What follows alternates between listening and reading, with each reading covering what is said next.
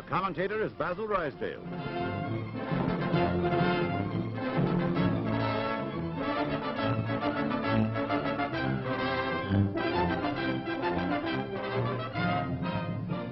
Now it can be told. History in the making as the mysterious Shangri-La. Actually, the United States Navy aircraft carrier Hornet steams westward across the Pacific. The protecting force of cruisers and destroyers, with the hard-hitting Admiral Halsey in command, slams into a gale, determined to reach a position 400 miles from Tokyo, unless intercepted by the enemy. Packed on the afterdeck of the Hornet are 16 B-25 Mitchell bombers. Never before have these huge planes been launched from a carrier. High explosive and demolition bombs are made ready for the destruction of military objectives in Japan. Colonel, now Major General Doolittle, with Captain Mark Mitchell, commander of the aircraft carrier Hornet, who was once decorated by Japan, now gives his medal to be returned to the Japs on the tail of a bomb.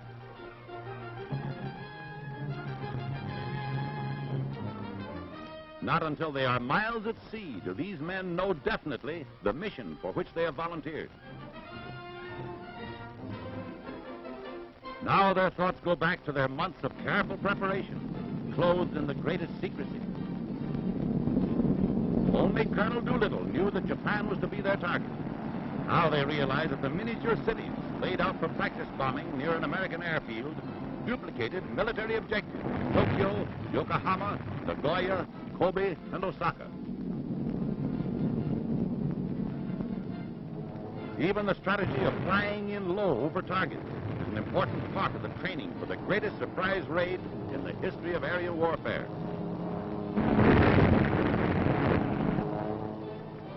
Not even certain they can take off successfully from a carrier that was never designed for launching Army bombing planes.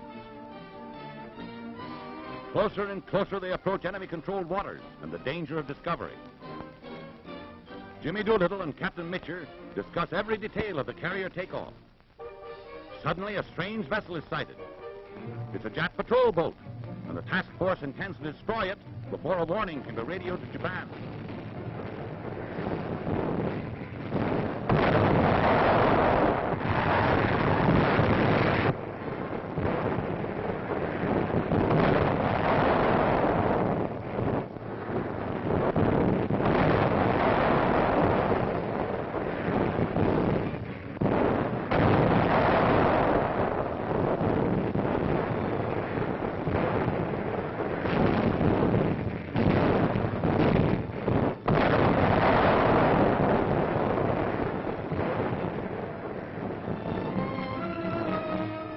Lifeboat goes to pick up Jap survivors. It is feared they have flashed the news to heavy Jap naval forces in the vicinity. Survivors are picked up and brought aboard. Jimmy Doolittle asks Admiral Halsey to go in closer for another hour and a half. And now the signal is flashed for the takeoff, 10 hours ahead of schedule.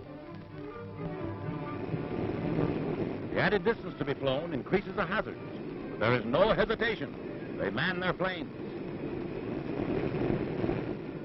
Doolittle pilots the lead plane.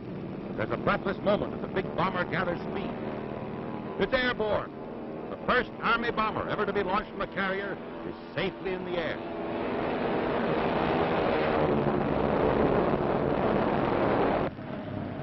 Now they know it can be done, and they time their takeoff with the upsurge of the bow of the carrier in the heavy seas.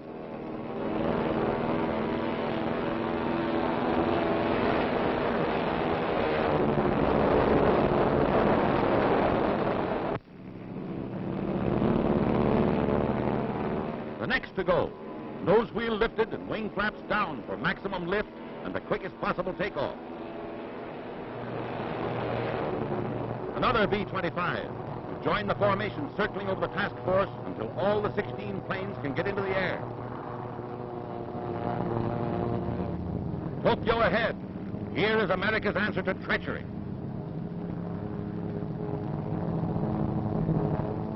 The secret Norden bomb sights have been removed from these planes and replaced by a makeshift device costing about 20 cents.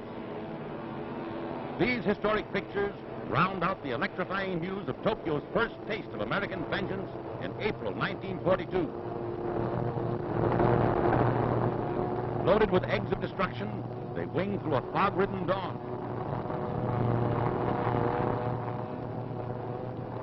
One of the last planes to go almost meets disaster on the takeoff from the rolling and pitching deck of the carrier. It drops dangerously, but good piloting saves it. The planes sweep in without being discovered. They separate into groups to attack the several objectives carefully selected by means of accurate intelligence to ensure that only targets of military value will be hit. Colonel Doolittle himself has told of flying over the Emperor's palace and refraining from bombing it, though he could have left it in ruins.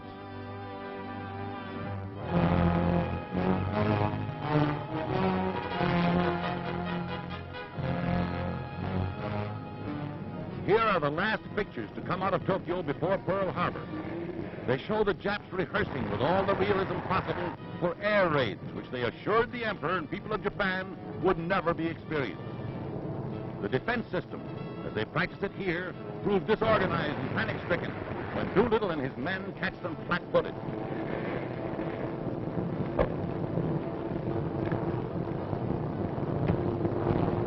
Not a single shell fragment hit a plane. The loss of face by Tokyo may well have driven the Japs into the disastrous Midway expedition and its staggering losses of ships and men.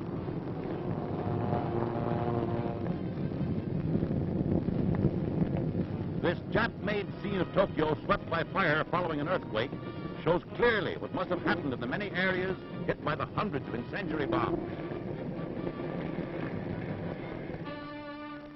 Later, in China, the flyers who bailed out safely are decorated by Madame Chiang Kai-shek. The smiling Jimmy Doolittle does not yet know the fate of some of his comrades. All survivors, except the crew of one plane which landed safely in Russia and were interned, reach America and are decorated by General Arnold, head of the American Army Air Forces. Doolittle wins the Congressional Medal of Honor. Mark these men well. General Tojo and his barbarous war bandits, who boast that they have executed some of the flyers captured. General Arnold replies to this brutal news with fighting words. Those men died as heroes. We must not rest. We must redouble our efforts until the inhuman warlords who committed this crime have been utterly destroyed. Tokyo Raiders, Captain Watson, Wright, and Lawson left, tell of targets bombed and vengeance to come. Our takeoff from the Hornet was made successfully. It wasn't as much the length of takeoff that bothered us, it was the width. It was about a 4-foot clearance between the right wingtip and the island, the left wingtip hanging over the deck on the left-hand side. Trip in was uneventful. My first target was a tank factory in the south of Tokyo. My alternative targets being an oil storage tank and a railroad yard. We were fortunate in getting through the anti-aircraft and reaching our #1 target. It dropped the entire load on this tank factory and had the satisfaction of seeing 2 of the bombs score direct hits. Captain Lawson speaks for his comrades. We all feel pretty strongly about these boys that we were with. We had all been pretty close. Large family, almost like brothers. We'd known each other from a year to a year and a half before this raid ever came off. We knew their families, their children, and if there's any way to get even, we'll certainly try.